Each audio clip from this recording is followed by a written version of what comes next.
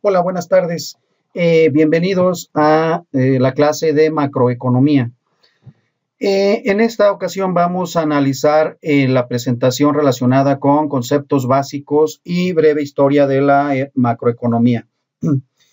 Le reitero, la información que viene en la presentación viene amplia, con la intención de que tengan ustedes información suficiente para que ustedes lean y no se pierdan el contexto de los conceptos esenciales, aunque cada diapositiva viene en negrita, viene ahí resaltado. Los conceptos centrales son los que nos vamos a centrar el día de hoy en la explicación de esta información, y ya el día domingo en la clase en línea, pues yo espero que ustedes en cuanto la escuchen tomen nota, registren preguntas, y ahora en la sesión virtual, bueno, pues me expresen ahí sus dudas, sus preguntas, sus aportaciones, etcétera. Pues muy bien, pues vamos a empezar entonces la clase del día de hoy. Vamos a iniciar con una breve definición de lo que es la economía. La economía es la ciencia que estudia el uso óptimo de los recursos que son escasos, con el objetivo de satisfacer dentro de un orden de jerarquía y en la mayor medida posible las necesidades económicas ilimitadas del hombre y la sociedad. En pocas palabras, podemos decir que entonces que la administración pretende administrar los recursos que son escasos y los recursos disponibles, y se hace con la intención de satisfacer las necesidades del ser humano, que estas necesidades por lo general son ilimitadas. Ejemplo, el dinero es escaso, el tiempo es escaso. Estos son ejemplos de recursos. La economía nos ayuda a hacer un mejor uso de estos recursos para, pues, satisfacer nuestras necesidades, y a diferencia de los recursos que son limitados, las necesidades de los seres humanos son ilimitadas. Muy bien, pues esa es una pequeña definición de lo que es economía. Bien, la economía, como pues toda ciencia, tiene ciertas subdivisiones. En este caso, la economía podemos subdividirla en economía normativa y en economía positiva. La economía normativa estudia lo que debería ser, es decir, valora las situaciones y recomienda actuaciones para intentar mejorar la realidad. Las proposiciones normativas tienen un carácter subjetivo, ya que en estas intervienen los juicios de valor, es decir, la percepción de las personas, de los seres humanos. La economía normativa recomienda soluciones a los problemas económicos. Trata de dar soluciones de forma subjetiva, y su carácter es eminentemente político. La economía positiva es aquella que trata de ofrecer explicaciones objetivas o científicas sobre el funcionamiento de la economía, siendo su objetivo explicar la forma en que la sociedad toma sus decisiones de consumo, producción e intercambio de bienes. He dicho en otras palabras, la economía positiva describe el mundo tal y como se presenta, es decir, de forma objetiva. Su carácter es científico, ¿sí? Entonces podemos decir que los economistas como profesionistas podríamos clasificarlos en dos tipos de economistas: los economistas científicos, aquellos que se dedican a la economía positiva, aquellos que hacen investigaciones, que trabajan en la cátedra, ¿sí? Que trabajan en la cátedra dando clases de economía y además realizan investigación científica, ¿sí? Y por otro lado están los economistas que se dedican a la economía normativa y por lo general pues trabajan en oficinas de gobierno, ¿sí? Solucionando problemas prácticos. Vamos a dar algunos pequeños ejemplos. Con respecto a la economía normativa, algunos ejemplos son el índice inflacionario del mes pasado ha perjudicado al sector comercial. Si se dan cuenta, aquí ya se está haciendo un juicio de valor. El índice inflacionario del mes pasado ha perjudicado, al sector comercial. Ese es un ejemplo de economía normativa. Otro ejemplo es los sueldos se deben de incrementar en 10%. Eso de los sueldos se deben de incrementar un 10%, un 20%, significa que quien los está emitiendo un juicio de valor. Son cuestiones prácticas y están relacionados con la política de un país, ¿verdad? Y ejemplos de economía positiva. En la economía positiva, a diferencia de la economía normativa, no intervienen juicios de valor, no intervienen juicios subjetivos, ¿sí? Ejemplo, índice inflacionario del mes pasado, así a secas, simplemente cuál fue el índice inflacionario del mes pasado, sin emitir juicio si es bueno o es malo, qué se debe hacer para cambiarlo, simplemente es cuál es el índice inflacionario del mes pasado.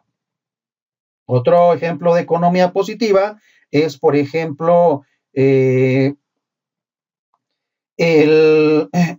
cotización del dólar del día de ayer, a cuánto se vendió, a cuánto se compró el dólar el día de ayer, la semana pasada, el mes pasado, etcétera. Otro ejemplo de economía positiva es la tasa de crecimiento del PIB, del Producto Interno Bruto, ¿sí? Aquí no se hace juicio de valor. Si la tasa de crecimiento del PIB fue bueno, fue malo, ¿qué se debe de hacer para incrementar el PIB? No se hace juicio de valor. Simplemente se estudia desapasionadamente, ¿verdad? Sin ningún juicio de valor, sin ningún criterio, simplemente de forma objetiva, científica. Y otro ejemplo es la demanda de un producto. Simplemente el análisis desapasionado, por decirlo así, de cuál es la demanda de un producto. Si es buena, si es mala, por qué fue esa demanda. Entonces, simplemente, pues, la economía positiva emite criterios objetivos, juicios objetivos, ¿verdad? De forma objetiva, de forma racional, de forma científica, ¿verdad? Bueno, esas son las dos subdivisiones de la economía. A la economía positiva también se le llama teoría económica, ¿sí? Y de hecho, bueno, es como comúnmente se le conoce, ¿verdad? A la economía positiva, teoría económica. Y la teoría económica estudia los hechos con un elevado grado de abstracción y generalidad, y dentro de ella se distinguen dos grandes áreas del conocimiento. Por un lado está la microeconomía y por otro lado está la macroeconomía. Micro significa pequeño, macro significa grande, ¿sí? Entonces vamos a analizar cada una de ellas. La materia que nos está ocupando en este momento es macroeconomía. Ustedes también van a llevar microeconomía, que seguramente será el próximo bloque. A mí me hubiera gustado empezar con la clase de microeconomía porque hay conceptos fundamentales y yo les pediría que también ustedes, por cuestiones de iniciativa propia, empiecen a ver videos para que logren entender a profundidad lo que es la macroeconomía, porque, bueno, pues es importante tener conceptos, aunque los vamos a decir ahorita muy someramente. Por ejemplo, la ley de la oferta, la ley de la demanda, la gráfica de la oferta, la gráfica de la demanda. Esto permea de la microeconomía, pero también tiene un fuerte impacto en el estudio de la macroeconomía. Pues muy bien, vamos a analizar ambas. ¿Qué es la microeconomía? Y la microeconomía, bueno, se ocupa del estudio del comportamiento de los agentes económicos individuales, es decir, de las familias como unidades de consumo y de las empresas como unidades de producción, ¿verdad? Producción de bienes o servicios, así como sus interrelaciones. Si ustedes ven aquí esta pequeña imagen, bueno, pues vamos a ver que, bueno, pues la microeconomía estudia a cada uno pues separado, una empresa, comportamiento de una empresa, sus costos de producción, los precios de una empresa, pues también estudia de forma individual a los inversionistas o empresarios, al mercado, tipos de mercado, al individuo, a la familia, a los trabajadores, pero en forma individual. Por eso se llama microeconomía, micro pequeño.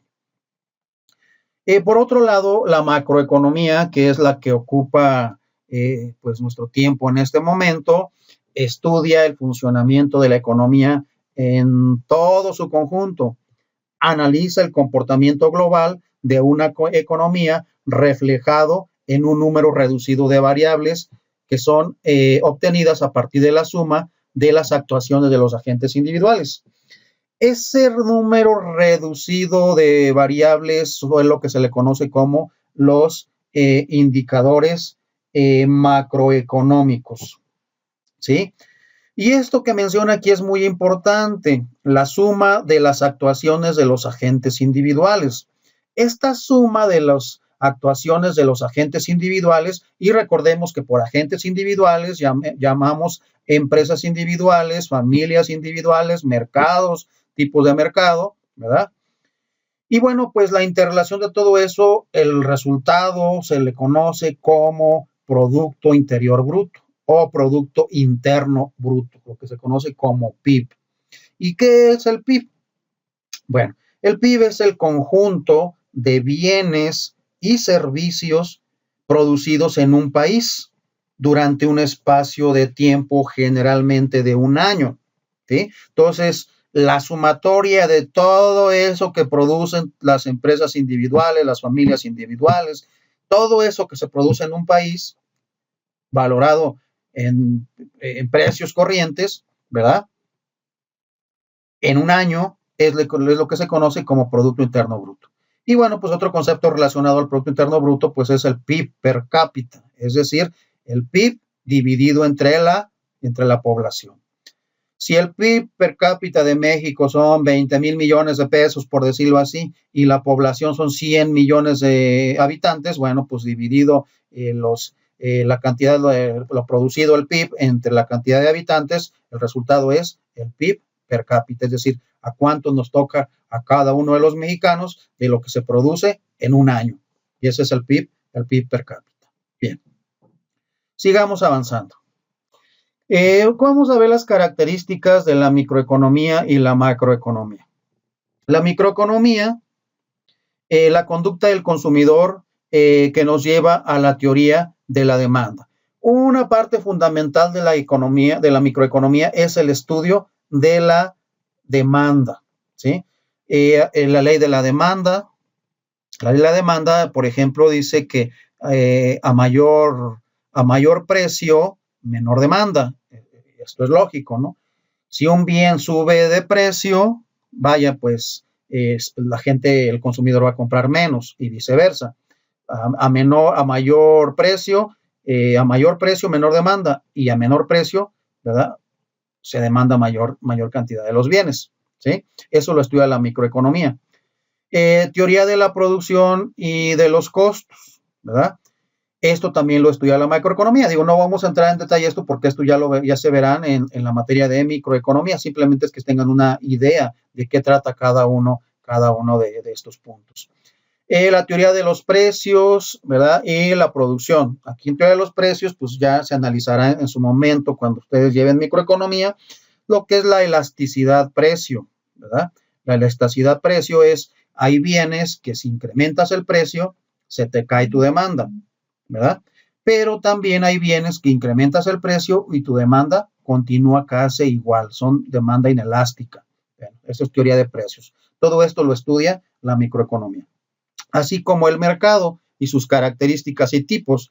En microeconomía, pues también van a estudiar ustedes los tipos de mercado, cuando es un monopolio, es un oligopolio, ¿verdad? Es competencia perfecta, competencia imperfecta, o sea, los tipos de mercado, ¿sí? Todo eso lo estudia la microeconomía. Por otro lado, la macroeconomía estudia el análisis de las cantidades económicas agregadas, es decir, si la microeconomía estudia la oferta y la demanda individual, la microeconomía estudia la demanda y la oferta agregada. ¿Qué es la demanda agregada? Pues es la sumatoria de la demanda de todos los consumidores, ¿verdad?, de un país. Y la oferta agregada es la sumatoria o suma de todos los bienes producidos de todo un país, ¿verdad? Entonces, oferta agregada, demanda agregada. Es lo que estudia la macroeconomía. Crecimiento económico, también lo estudia la macroeconomía, es decir, el crecimiento del Producto Interno Bruto, que analizamos en la diapositiva anterior. Y el desarrollo económico, que no hay que confundir. Crecimiento económico es simplemente el crecimiento del Producto Interno Bruto, es decir, la producción de más bienes y servicios en un año. Y el desarrollo económico ya tiene que ver con la forma en que se distribuye ese Producto Interno Bruto, cómo se distribuye ese crecimiento del PIB per cápita, además acompañado del bienestar de la población. La población que goce de buena salud, buen nivel educativo. Entonces, si se dan cuenta, el desarrollo económico es mucho más amplio. Es crecimiento del Producto Interno Bruto, más bienestar para la sociedad en cuestiones de salud, ¿sí? Por ejemplo, en cuestiones educativas, elevar el nivel de vida de la gente, en pocas palabras. Y por otro lado, bueno, pues la macroeconomía también estudia la inflación, que la inflación, bueno, pues es el nivel generalizado de precios, ¿sí? Un nivel generalizado de precios. Si los precios crecen, por ejemplo, la tortilla o el huevo, y el día de mañana o el próximo mes baja y nada más es un movimiento estructural, el huevo, la tortilla. Y la inflación es, por lo general, por su definición lo dice, es una elevación generalizada de precios, incremento generalizado de precios. O sea, que es decir, que todos los precios por lo general se disparan, ¿verdad? Y por otro lado, también estudia la macroeconomía el desempleo, que es lo que causa que la gente se quede sin trabajo, ¿verdad? Entonces, esto también lo estudia la macroeconomía. Entonces, son temas muy interesantes que a ustedes como administradores, en la toma de decisiones como administradores o gerentes de una empresa, pues van a tener en cuenta desde el punto de vista de esa teoría de sistemas que ya vimos en la clase de fundamentos de la administración, donde una empresa es un sistema abierto, donde influyen los aspectos económicos, políticos, sociales de un país. Bueno, entonces ustedes como administradores tendrán que saber economía para tomar mejores decisiones. Muy bien. Bueno, para terminar esta comparación entre micro y macro, microeconomía y macroeconomía, vamos a hacer un pequeño cuadro comparativo, ¿verdad?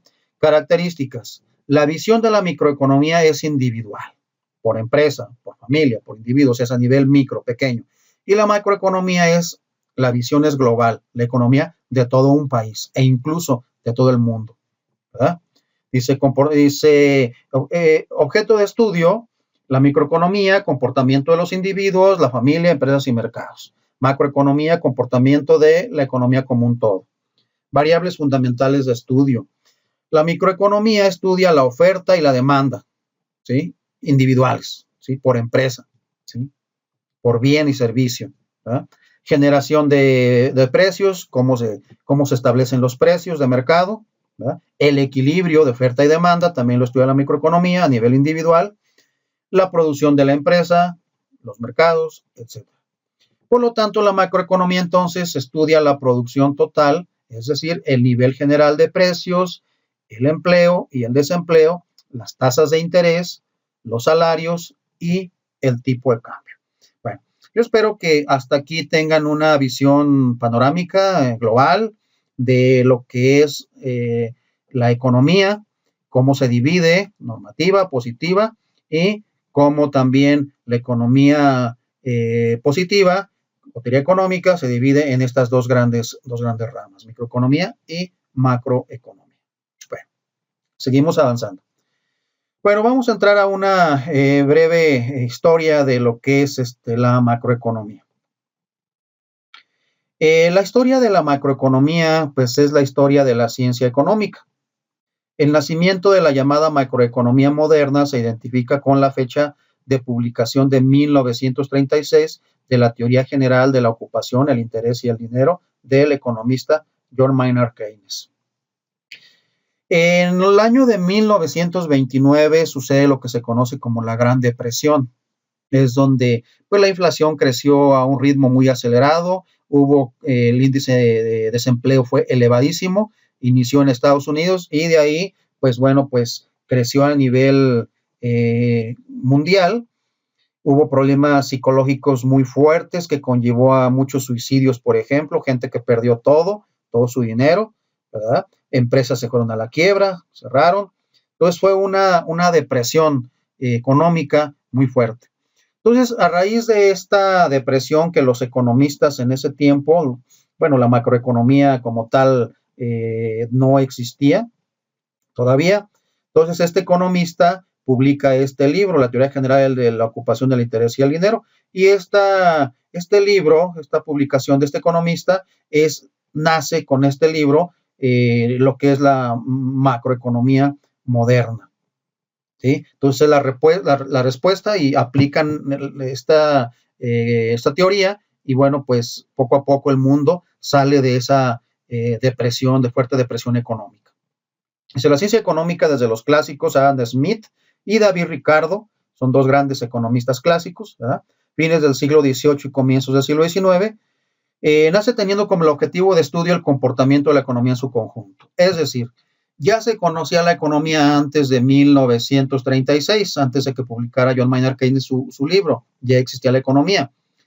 No se le conocía como macroeconomía, simplemente se le llamaba economía.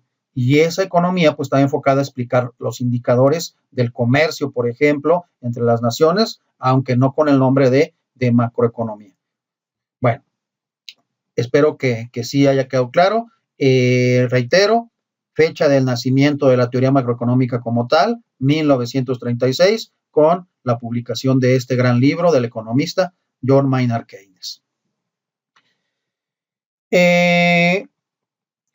Por ejemplo, William Petty en su libro Political Arithmetic en 1665 propone estudiar solo los fenómenos sistemáticos, no los fenómenos transitorios.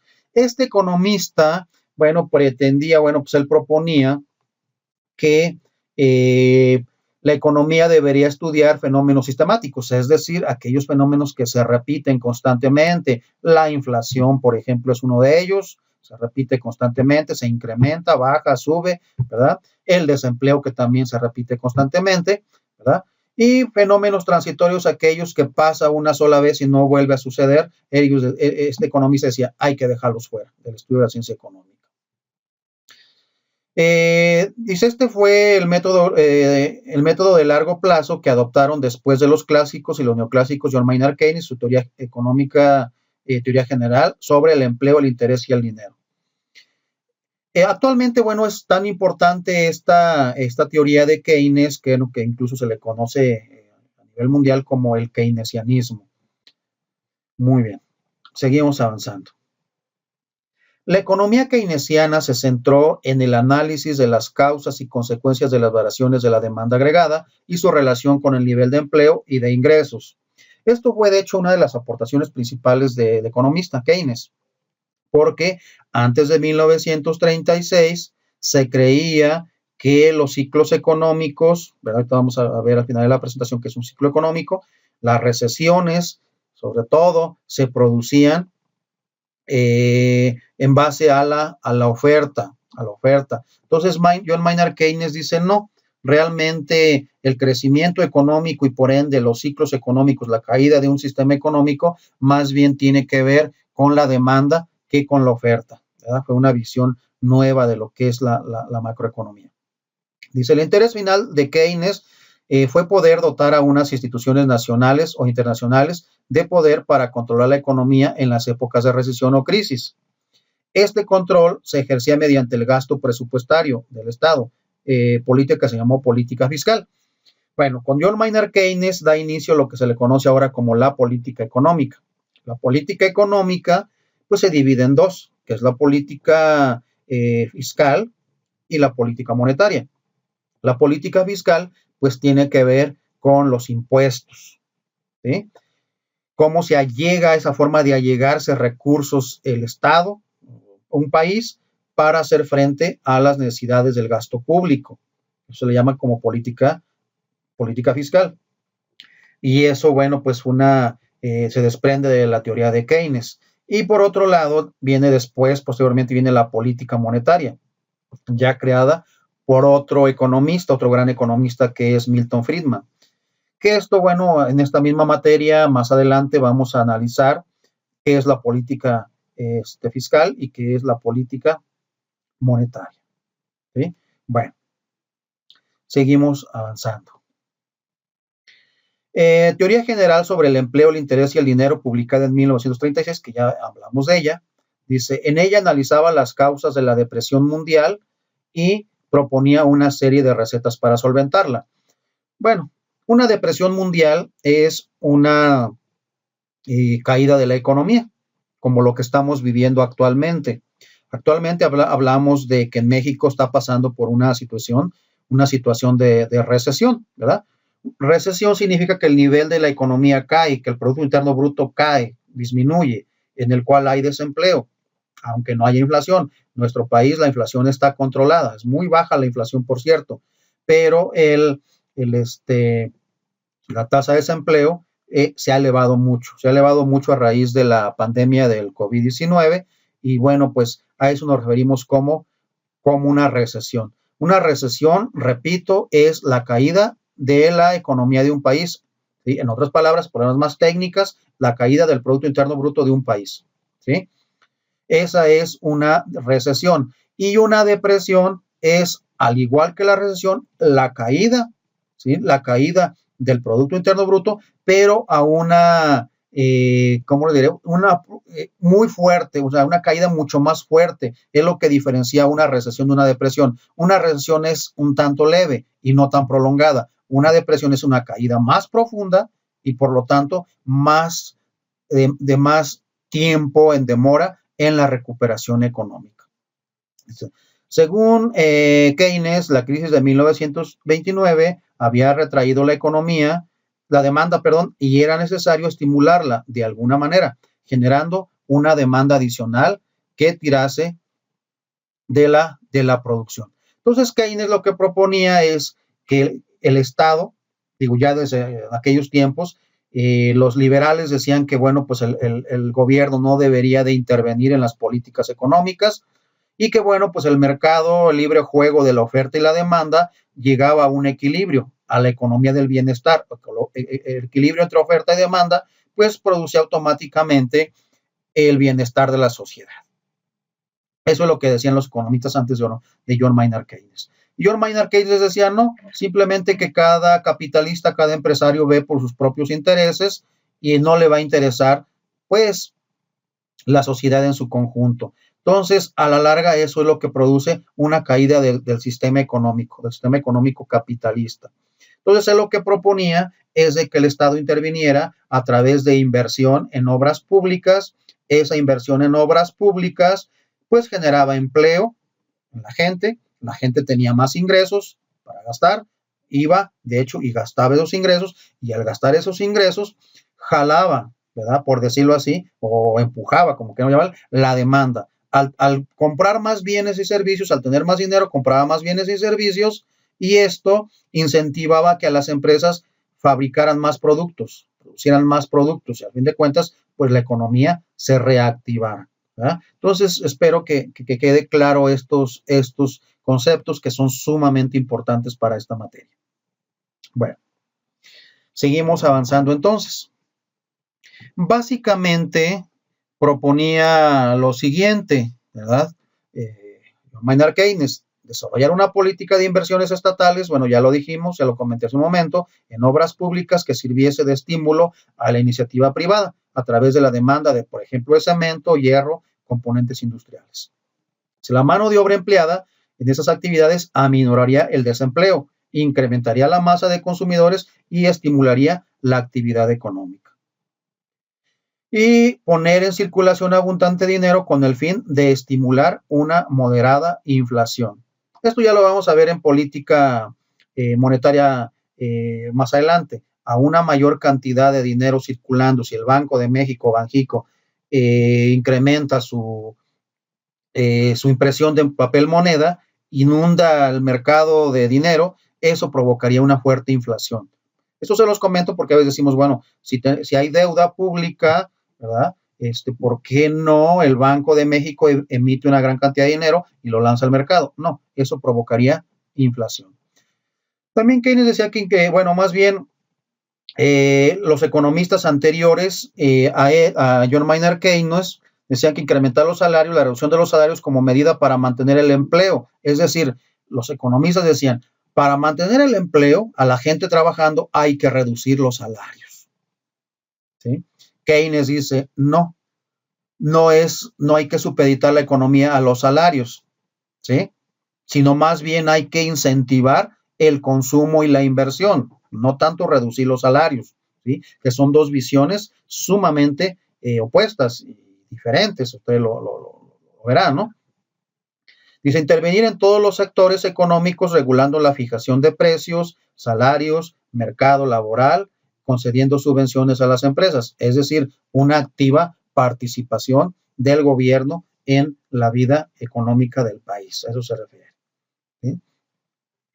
Dice, hay una contraparte de la teoría de Keynes. A partir de 1972 salen nuevos clásicos, publicaciones donde van en contra de la teoría de Keynes. Y ellos pues ya hablan sobre mercados competitivos y precios flexibles, agentes optimizadores, es decir, tratan de maximizar el bienestar y los beneficios, ¿sí?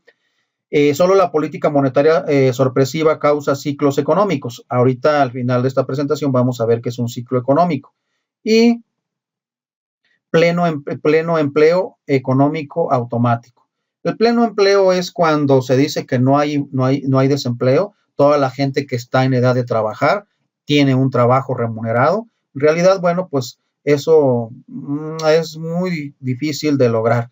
Por lo general, cada país tiene su cuota de desempleo. Hay veces que es muy baja, pero llegar al pleno empleo, pues equivaldría como que al cero absoluto en las áreas de física o de química, ¿verdad? Entonces es poco probable que exista el pleno empleo. Se puede acercar, ¿verdad? Pero que se quede en un pleno empleo un país es complicado. Muy bien, seguimos avanzando. Dicen, el capitalismo existe en anarquía de la producción porque al capitalista le interesa obtener ganancias, no satisfacer las necesidades de la sociedad. En esa etapa de 1982, donde se expone el comportamiento económico, estableciendo que la economía tiene un ciclo, al igual que todo proceso natural como el agua, ¿sí? Entonces, la economía tiene un ciclo y vamos a analizarlo. De hecho, la economía así avanza en un país y a nivel mundial. Por un lado, la economía crece, ¿verdad? El Producto Interno Bruto, el PIB crece. Llega un momento en que el Producto Interno Bruto cae, no se sabe, no hay evidencia, los economistas no se ponen de acuerdo. Hay quien dice que los ciclos se conforman de un periodo de 50 años, ¿verdad?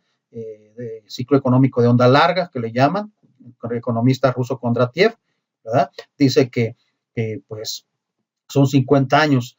Hay quien dice que son 7, hay quien dice, realmente no hay acuerdos, o sea, son recurrentes, ¿verdad? Los ciclos económicos, sabemos que va a haber un ciclo económico, no sabemos cuándo se presenta. Entonces, un ciclo económico es va y ven, se dan cuenta, crece la economía, llega a un máximo nivel, se desploma, ¿sí? Cuando este desplome sobrepasa de esta media, ¿verdad? Esta línea que ven aquí, o sea, se vuelve muy pronunciada, ¿verdad? Se convierte en una depresión. Bueno, si pasa cierto tiempo, si aplican la política económica keynesiana, que dice el gobierno debe de invertir en infraestructura, por ejemplo, en el Tren Maya, en el aeropuerto Felipe Ángeles de Santa Lucía, por ejemplo, la refinería Dos Bocas, que está invirtiendo el gobierno federal. A través de estas inversiones, bueno, pues tiene un efecto multiplicador estas inversiones. ¿Qué significa?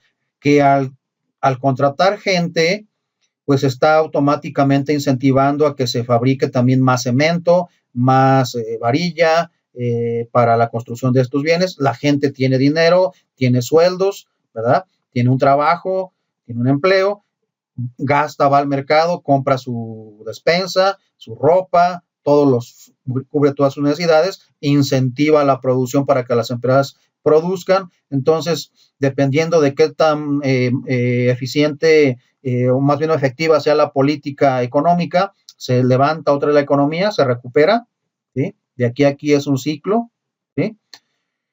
Otra vez llega un auge, se mantiene por un cierto tiempo, otra vez vuelve a caer, ¿sí? Y de aquí a aquí es otro ciclo, ¿verdad? Y así sucesivamente la economía no marcha en línea recta, como esta línea que vemos a flecha. No va en una línea recta, siempre va dando tumbos, ¿verdad? Entonces, como dice acá en las diapositivas, esto se produce en un sistema capitalista. Este ciclo económico es propio de un sistema capitalista. ¿Por qué se presenta? Por lo que explica aquí esta diapositiva. Existe una anarquía de la producción porque al capitalista le interesa obtener ganancias, no satisfacer las necesidades de la sociedad. Por eso se presenta este fenómeno económico. Muy bien. Bueno, y aquí vemos esta diapositiva, vamos a ver el modelo del flujo circular del ingreso-gasto. Sabemos que por un lado tenemos a las empresas y por otro lado tenemos a las familias. Las empresas producen y venden bienes y servicios y contratan y utilizan los factores de producción, es decir, la mano de obra de las familias, que las familias ofrecen. Y las familias, por otro lado, compran y consumen los bienes y servicios que la empresa produce. Y a su vez, las familias ofrecen, son las propietarias y vendedoras de los factores de la producción. O sea, a través de la mano de obra, pues, trabajan para las empresas que producen bienes. Es un ciclo, por eso le llama un flujo circular. Esto de aquí, el flujo de insumos y productos, es la línea roja, venta de bienes y servicios, compra de bienes y servicios, la venta se los vende al mercado, bueno, ingresan al mercado, la familia los consumen, ¿verdad? Y la línea verde es flujo de dinero. A través de ingresos, a través de su trabajo, ¿verdad? Las personas tienen ingresos que los gastan, ¿verdad? En el mercado de bienes y servicios y que se convierten en ingresos para las empresas. Por eso se le llama como el modelo de flujo circular del ingreso-gastos. En pocas palabras, las familias y las empresas son interdependientes, ¿sí? No está peleado, a veces en nuestro país se habla de la polarización de la mano de obra, o sea, de la población, del pueblo y de los empresarios. No debería de ser, ¿por qué? Porque nos necesitamos mutuamente. Las familias necesitan a las empresas y las empresas necesitan a las familias. Entonces, realmente es absurdo, es ridículo que haya división, que haya polarización en nuestra sociedad, ¿verdad? Hay veces que sucede esto porque, bueno, pues intereses externos creados, pues ahora sí que rompen ese sano equilibrio que debe de haber, ¿verdad? Y hablando de equilibrio, bueno, pues vamos a hablar de esta última diapositiva que se le conoce como la economía del bienestar, ¿sí? Equilibrio general. Todas estas grafiquitas que ven aquí, estas curvas, bueno, pues decimos que, bueno, en microeconomía decimos que hay una serie de curvas de oferta y demanda sucesivas, ¿sí? No están estáticas, ¿no? A veces en economía lo único estático son las gráficas en papel, pero si nosotros pudiéramos ver en forma animada cómo se mueven los bienes y servicios en un país, veríamos una sucesión, una serie o sucesión de gráficas de oferta y demanda que llegan, se equilibran, ¿verdad? Ambos, oferta y demanda, se equilibran. Y bueno, pues así van creciendo, ¿verdad? A lo largo del tiempo llega un momento en que, según la economía positiva, aquí hablamos de economía positiva, economía científica, es que llega un momento en que existe un equilibrio general. El equilibrio general tiene que ver, y los equilibrios individuales tienen que ver con el precio al que están dispuestos a comprar los consumidores, los distintos bienes y servicios. Cuando ese precio que están dispuestos a comprar, ¿verdad? Los consumidores es igual al precio al que están dispuestos a vender las empresas o los oferentes, ese precio de equilibrio, bueno, se da cuando existe un equilibrio general de todos los mercados de un país y es donde se da aquí en este punto, ¿verdad? Y es lo que se le conoce como la economía del bienestar, ¿sí? O la teoría del equilibrio general. Muy bien. Pues bueno, pues esto es la economía. Si se dan cuenta, no sé si a ustedes se les vaya a hacer o se les haga esta primera exposición, pues complicada, difícil o atractiva. Mi punto de vista que es una ciencia fascinante, es una ciencia social que nos ayuda mucho a los administradores a tomar mejores decisiones, incrementa enormemente nuestro poder de análisis y bueno, pues yo les recomiendo que, bueno, pues tengan interés y pues deseo de conocer más, ¿sí? De esta ciencia, porque al conocer más, pues van a escuchar los noticieros y los van a saber interpretar. Y además, bueno, pues hay muchas noticias falsas que circulan. Ustedes con un conocimiento, aunque sea general de macroeconomía, pues van a saber, a darse cuenta que las noticias que le están dando, pues hay veces que son verdaderas, hay veces que son falsas. Entonces les da un criterio y un poder de análisis que como administradores, pues les va a dar una excelente habilidad para tomar decisiones más racionales, mejores decisiones y lograr mejores resultados en la empresa que los contrate. Pues muy bien, llegamos a nuestro final, al final de nuestra presentación. Les doy las gracias y bueno, pues entonces hasta la clase del domingo, pues ahí yo espero que tengan ustedes algunas aportaciones, comentarios, sugerencias, dudas y bueno, no me resta decirles más que tengan un excelente día, tarde o noche, dependiendo de a qué horas están viendo esta presentación y bueno, pues muchas gracias por su atención y hasta la próxima. Gracias.